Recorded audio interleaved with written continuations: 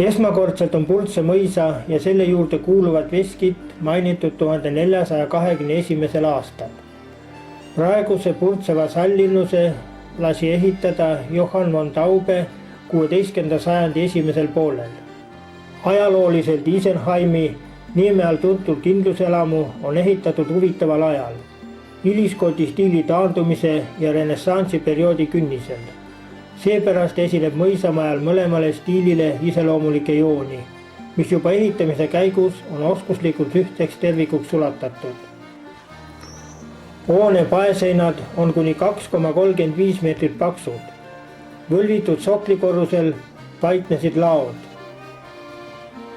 Teine korrus oli elamiseks ja kolmas korrus oli kaitseotstarbeline.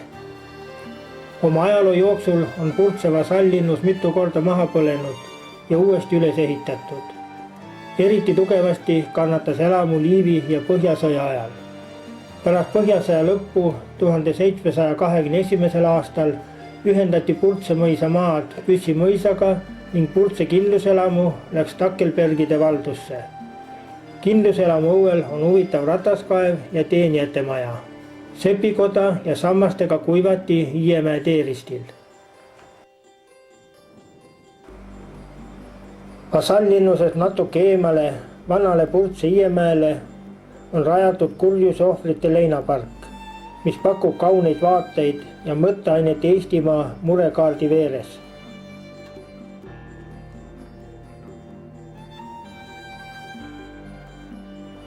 Oma tamme on siia istutanud ka president Meri.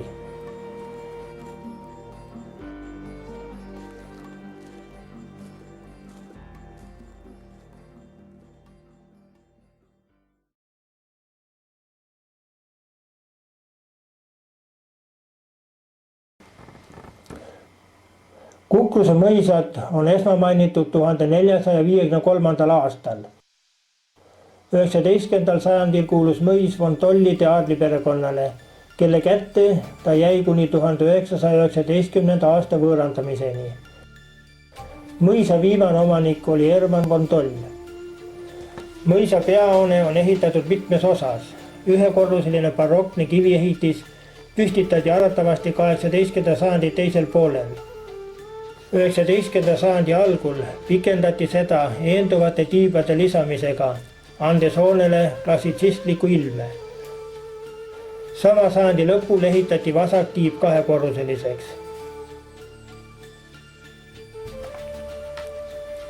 Kukruse mõisast on pärit maailmakuulus polaaruurija Eduard von Toll, kellelt pärinevad Põhja-Siberi esimesed põhjalikud geoloogilised ja klimaatilised uurimused.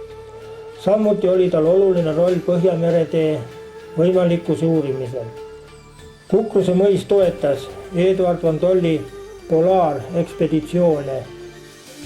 Eduard von Toll hukkus järjekordse Põhja-Jäämere ekspeditsiooni ajal 1902. aastal, mil ta otsis müütilist Sannikovi maad. Tal on püstitatud laevakujuline graniidist mälestussammas perekonnakalmistule mõisast lõunas. Sinna suundub peahoone keskteljelt 1 kilomeetri pikkune Lehise allee. Kukruse mõisa lähikond on esimesi paiku, kus hakati kaevandama põlevkivi, mis ulatus seal osaliselt maapinnale.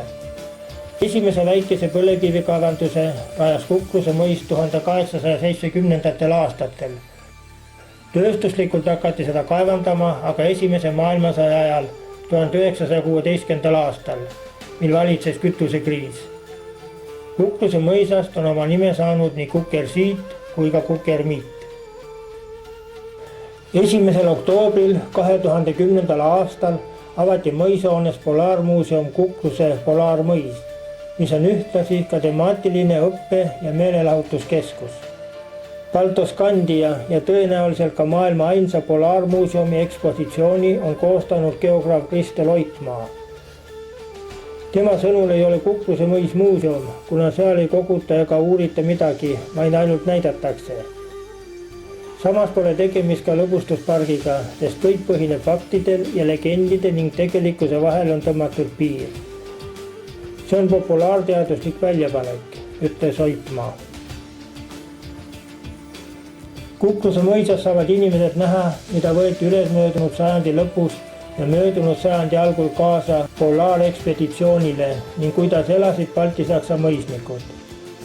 Suur seinakaart näitab Eduard von Tolli ekspeditsioone. Lapsed saavad lumel liugu lasta ja koeraraketit vaadata. Mäng on ühendatud õppimisega.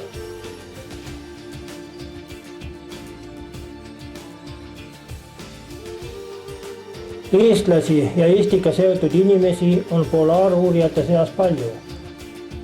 Tänapäeval on Eesti aga kaotamas oma võimalusi maakera jäätunud vabapiirkondi uurida. Antarktika uurimiseks raha ei ole, kuigi lõunamandi uurimine oleks võimalus osaleda üleilmsetes kliimauuringutes. Geograaf ja Saka mõisa omanik Tõnis Kaasik arvab, et ühe mõisa taasavamine ei tee eestlastest polaaruurijaid, kuid on oluline osa kultuuriloo säilitamisel. Mis puutub sellesse, et Eestist on pärit suurem osa Venemaa polaaruurijatest ja kõigi nende taga on mingi mõis, siis see on Eesti kultuuriline ja ajalooline rikkus. Kui me seda pärandit suudame hoida ja üles ehitada, siis see on ülemaailmne tegu, ütles Kaasik.